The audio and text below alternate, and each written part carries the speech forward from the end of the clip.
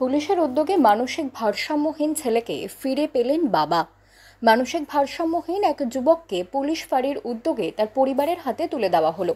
উত্তর দিনাজপুর জেলার করণদিঘি থানার অন্তর্গত রসাখোয়া পুলিশ ফাঁড়ির উদ্যোগে বছর 24-এর মানসিক ভারসাম্যহীন যুবক আব্দুল কাইয়ুমকে তার পরিবারের হাতে তুলে দেওয়া হয় বৃহস্পতিবার।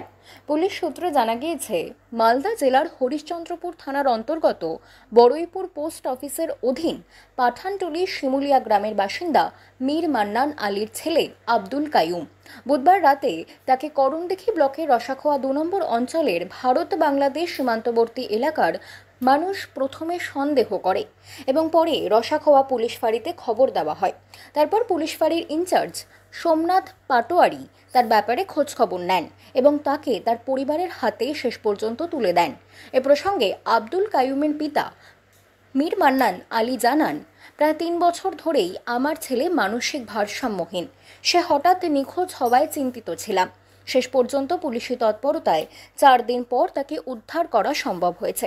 ছেলেকে ফিরে পেয়ে খুশি মীর মান্নানের পরিবার।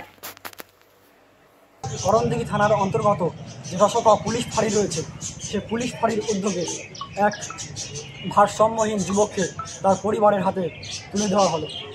নিজের লোককে যখন নিজের পরিবারের হাতে তুলে দিলে কতটা খুশি হয় তা আমরা এই কাকুর কাছ থেকে জেনে নেব। আপনার নাম? মীর মান্নান। কী এসে ও? আমার ছেলে কী হয়েছে তার? পাগল হয়ে গেছে। তো কতদিন থেকে সে নিখোঁজ আছে? রবিবার থেকে নিখোঁজ আছে। কতদিন থেকে তার এই পরিস্থিতি রয়েছে? ও কতদিন থেকে এরকম হয়ে আছে? মানে 3 বছর হয়ে গেল। 3 বছর হয়ে গেল। সে তো কদিন থেকে নিখোঁজ ছিল, তারপরে এই থানা থেকে আপনারা কীভাবে জানতে পারেন যে সে এখানে রয়েছে? আমাকে আলাদপুর থানার লোক বলেছে আমার বড় দাদাকে। হ্যাঁ। তো ওখানে আছে, চলে যায় করণদিঘি থানা আগে, তারপরে ওখান থেকে বললো তো ওখানে আছে। আপনার বাড়ি কোন থানায় আর কোন জেলায়? মালদা জেলা আর হরিশ্চন্দ্রপুর থানা, তারপর এই বড় পোস্ট অফিস। আর কি কাকু, এই যে আপনার ছেলে আপনি মানে ফিরে পেলেন, মানে নিখোঁজ ছিল, কেমন লাগছে? কি বলবেন? ওর নাম? ভালো আছে। ভালো লাগছে না? হ্যাঁ। বাড়ি ফিরে যাচ্ছেন? হ্যাঁ, বাড়ি ফিরে যাচ্ছে। দেখতেই পাচ্ছেন দর্শক, এই যে কাকু, তিনি তার সন্তানকে ফিরে পেলেন। এই যে একেবারে রসাখোয়া পুলিশ ফাঁড়ি রয়েছে, রসাখোয়া পুলিশ ফাঁড়ির উদ্যোগেই কিন্তু গতকাল বুধবার রাত্রে জানতে পারা যায় যে ছাগলকাটি এলাকা রয়েছে, সেই ছাগলকাটি এলাকাতে ওখানকার এলাকার লোকজন জানতে পারে যে একজন যুবক রয়েছে, তার সেখানে ঘোরাফেরা করছে।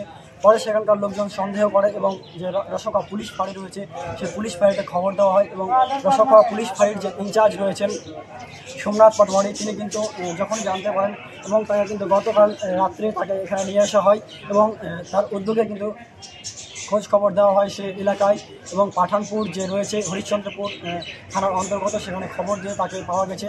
যেহেতু নিউজ পেন বাংলা এই বিষয়ে আমরা বিস্তারিত তথ্য তুলে ধরছি। পাঠানপাড়া। কি হয়েছিল ব্যাপারটা, মানে কে এটা? এটা আমার ছেলে। কতদিন ধরে নিখোঁজ ছিল? ওই রবিবার থেকে।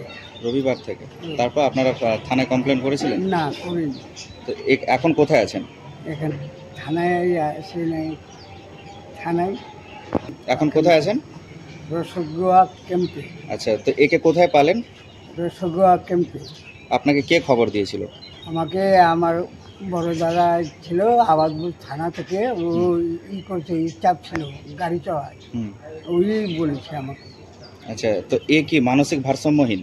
হ্যাঁ, এই 3 বছর থেকে মাথা পাগল আছে। আচ্ছা, আচ্ছা, এর নাম কি? মীর কাইয়ুম। আচ্ছা, এ আপনার ছেলে হয়? আমার ছেলে। আপনার নাম কি? মীর মান্নান। ভালোই লাগছে,